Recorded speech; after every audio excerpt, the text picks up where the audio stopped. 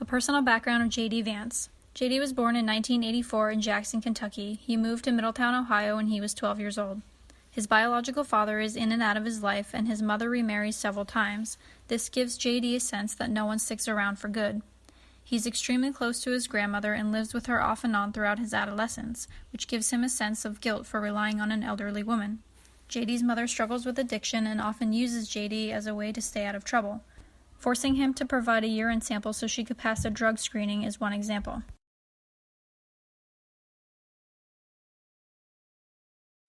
J.D.'s educational background. J.D. was very interested in doing well as a first grader, but was intimidated by others when they did better than him. He says, quote, "I didn't understand the difference between intelligence and knowledge, so I assumed I was an idiot."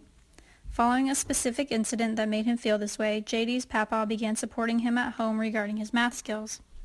Around 5th grade, J.D.'s grades decline. He gains weight and has other health issues because of the uncertainty he faces at home.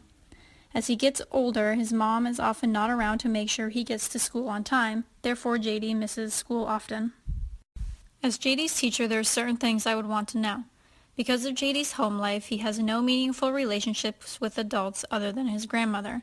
He has the sense that no one sticks around permanently thanks to the numerous men and step-siblings he saw come and go. He is often left at home alone or with his older sister. He feels unsafe at times because his mother and her significant others fight often, and because when he was 11, J.D.'s mom told him that she was going to kill him and herself and then tried to crash the car they were in. He feels guilty for intruding on his mama. He feels he cannot trust adults, thanks to his mom using him to sidestep a drug test and because of the way a therapist treated him. Relia Lent defines deep learning as the transformation of power, the learner taking charge. She notes that engagement is essential for deep learning to occur. Deep learning also involves a transfer of knowledge, using the information learned in real-world situations. Based on J.D.'s home life and the lack of a safe environment, it is imperative that school provide this for him. J.D. cannot be expected to learn if he does not feel safe.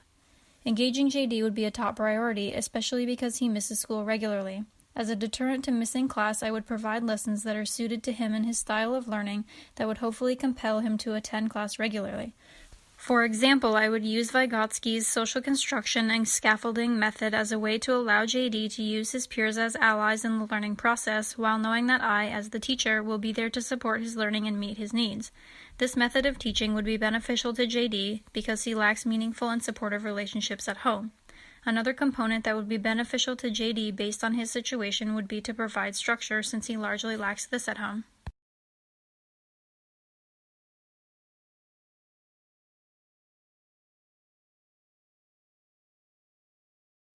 Albert Bandura defines self-efficacy as one's belief in one's ability to succeed in specific situations or accomplish a task.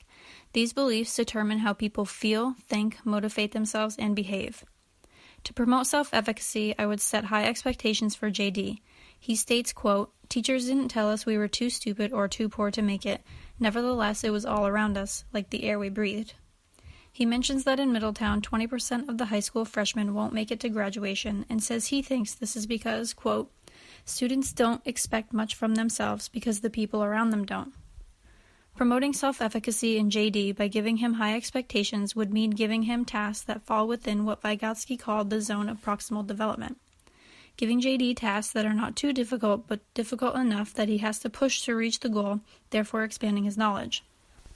To promote J.D.'s self-efficacy, I would also provide lessons that include the successes of people throughout history who came from similar backgrounds or had similar situations to J.D.'s. In doing this, J.D. would see people he can identify with represented in the curriculum and would also get to see that social class does not define a person and does not have to hold someone back. Lent notes that, quote, "Learners must feel safe to take risks and make mistakes. Mistakes are essential for learning to occur." Reassurance in a safe space that mistakes are acceptable and expected would lead J.D. to better self-efficacy as well as deeper learning.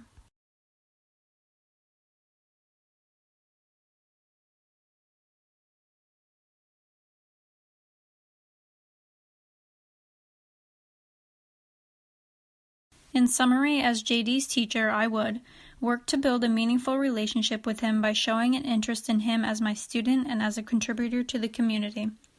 I would create engaging and meaningful lessons where he sees himself represented as a way to encourage him to be involved in his education. I would create a safe space in which he knows there is high expectations, but also that it is okay to fail.